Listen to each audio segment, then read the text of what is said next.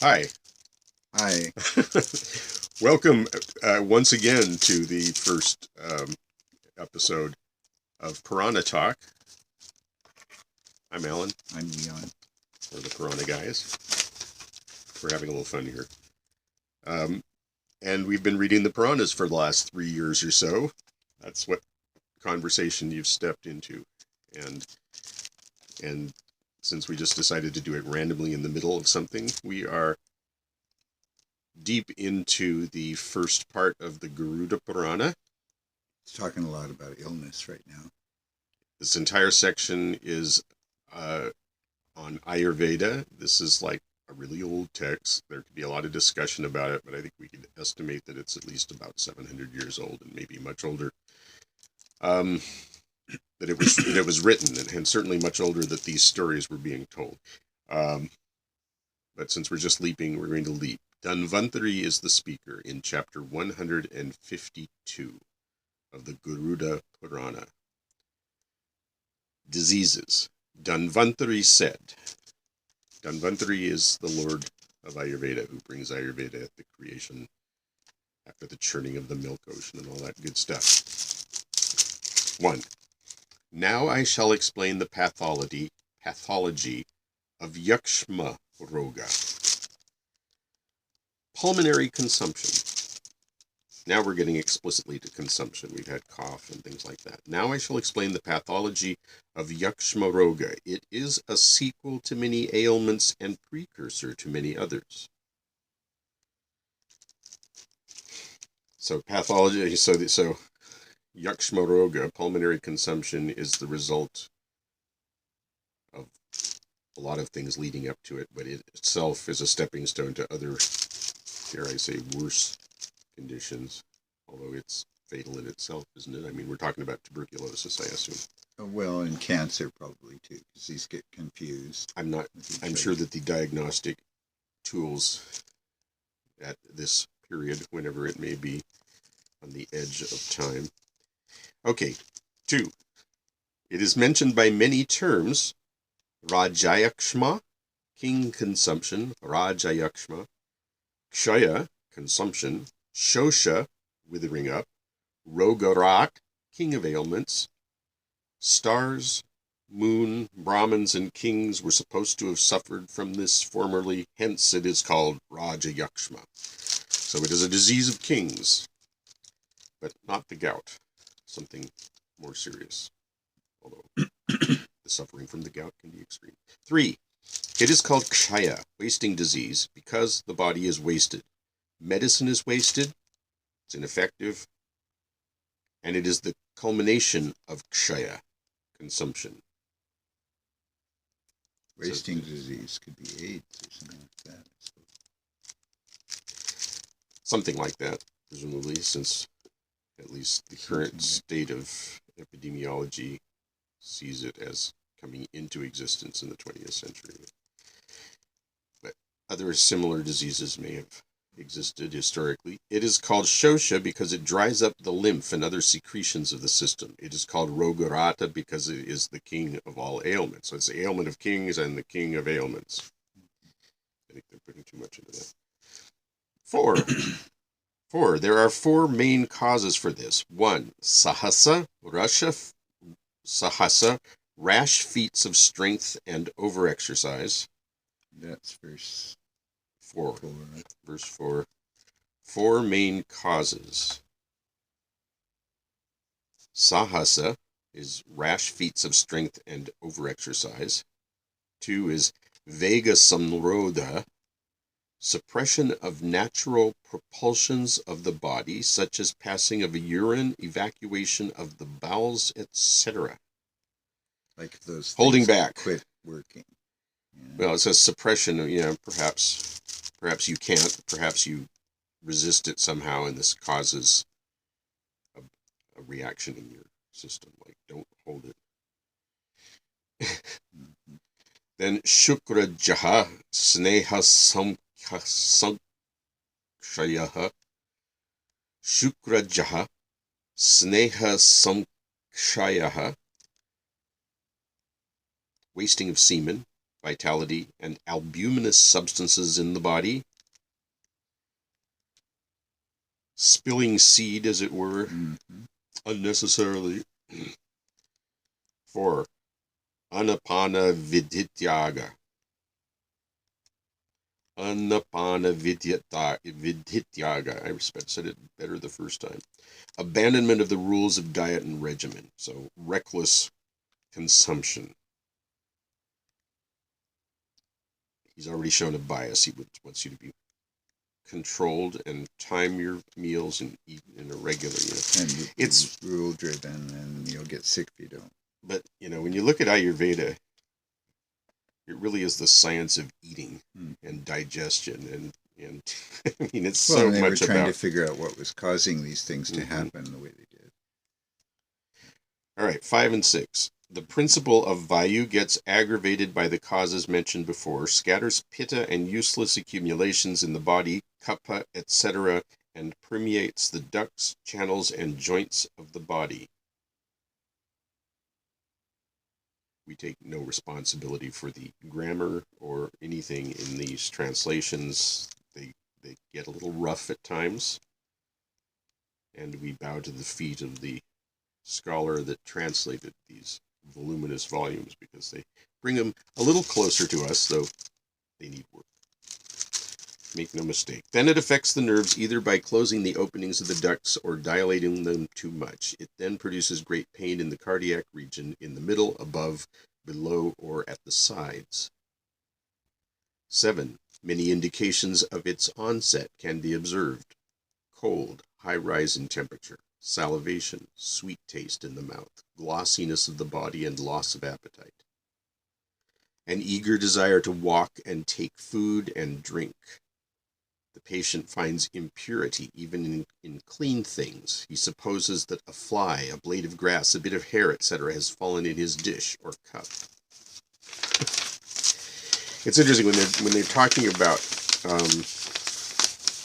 symptomology, shall we say.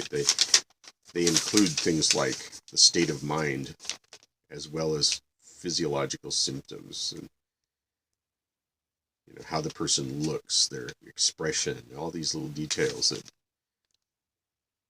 could be very telling, but are kind of like completely outside of what modern medicine does. Well, to some extent, they do pay attention to what you look like. Well, they do, I guess, but they put you in a box. Okay, we're sending him to the psychology department or something because he's imagining these things. They don't treat it as part of a physiological condition. Right.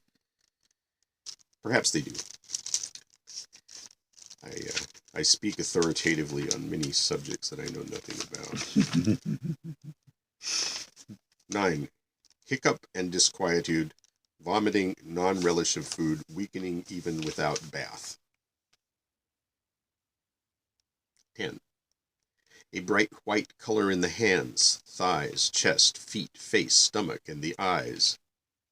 A shooting pain in the arms and the tongue. A feeling of abhorrence over the body. A liking, this is 11 now, a liking for women, wine, and meat. And an unreasonable disgust immediately, and giddiness. So you might lust for it as much as be disgusted by it, and giggle and skip off. I don't know. Wow. It's interesting. 12. The nails, hair, and bones grow rapidly. The patient dreams of the attack or fall of chameleon, serpent, monkey, and birds and beasts of prey. So dreams. What verse is 12. that? 13. He sees in dreams that he climbs or steps on hair, bones, husks, ashes, etc. He sees deserted villages. I love these etceteras because it makes you link together all the things they've said before as a category and think, what could etc. be after hair, bones, husks, ashes?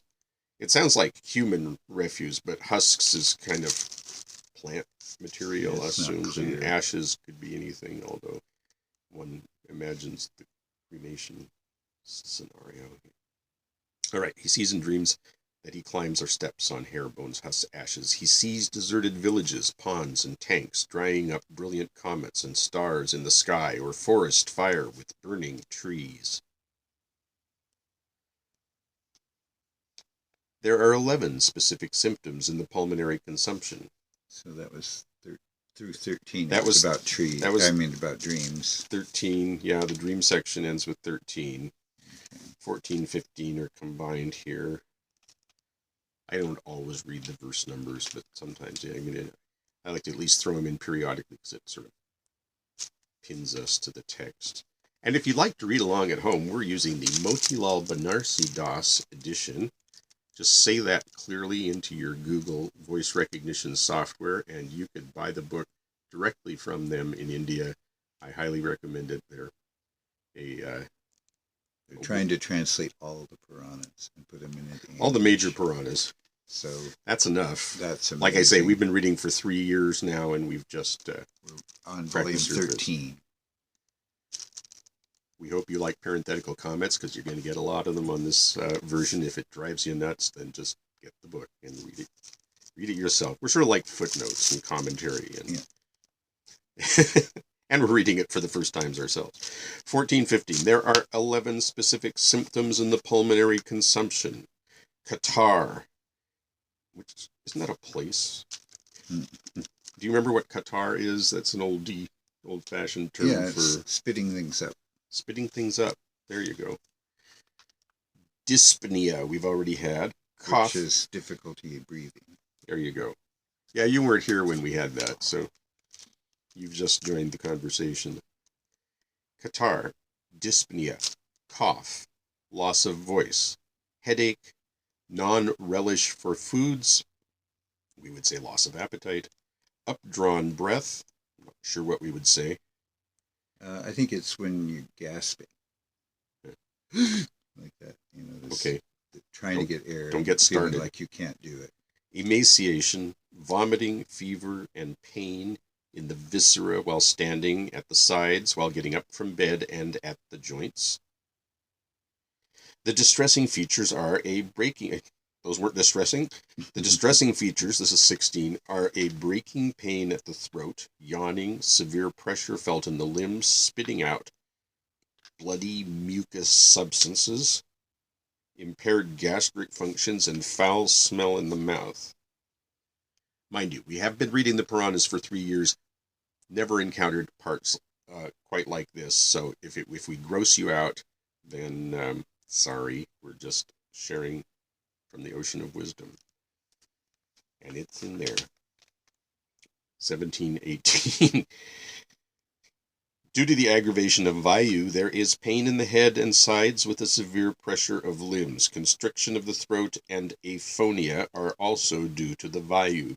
The aggravated pitta causes a burning sensation in the shoulders, hands, and feet, dysentery, vomiting of blood, foul smell in the mouth, fever, and inebriety. The excited kapha produces non-relish of food, vomiting, cough, and a sense of heaviness in one half of the body. Watery discharge from the lips, cold, dyspnea, aphonia, impaired gastric function are also due to kapha. Aphonia would be hearing distortion, I guess, loss of hearing. As a result of impaired digestion, the humors are further excited, and anasarca, parenthetically, sotha or shota, that clarifies it, and a clammy coating of the kapha shuts up the opening of the ducts. And kapha is the mucousy dosha, so it's, one can assume a kind of literal mucus in this case. Vayu earlier was wind. And pitta is that hot, wet, steamy quality, which sort of also translates as yellow. All right. Boy, there was an Ayurvedic crash course in doshas. Further production of the dhatus ceases, and the burning sensation increases, bringing mental anguish. There are other distressing features also. 21. The food taken in by phthisis patient undergoes acidity in the stomach along with the lymph and other secretions, hence the diet does not nourish his limbs. If you want to look up the word, it's Phthis. Do you know? Not right off. Phthisis. And we complain about Sanskrit clumping too many consonants together. I'm not sure what that You're is. 6 letters in before you get a vowel on this one. Okay. It may just be, swollen lymph nodes or something like that. Because they've been talking about the lymph system. Yeah, well, and they continue to. The food taken in by phthisis patient undergoes acidity in the stomach along with the lymph and other secretions, hence the diet does not nourish his limbs. The lymph, 22, does not generate blood in him, although some flesh is put. In this benumbed state, he remains emaciated. 23. Even if all the symptoms are not present, an emaciated person with his 6 sense organs impaired must be given up as incurable. But if the person is otherwise, i.e. not emaciated, he can be cured. 24. Due to the several and combined actions of the deranged humors, the fat becomes wasted and aphonia sets in. The voice becomes feeble, coarse, and tremulous. That's the other aspect. Aphonia may be loss of voice or effective voice rather than hearing. 25. The deranged vayu makes the body lose its glossiness and warmth, as well as produces a color like that of an awn of barley in the throat.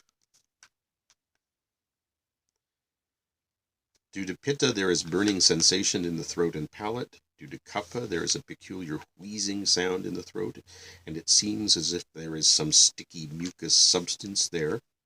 The consumption starts with all the symptoms. Vertigo and darkness of vision and other characteristics of kapha are also present.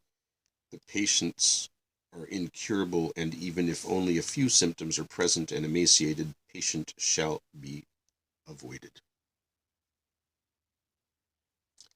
So ends chapter 152. So we should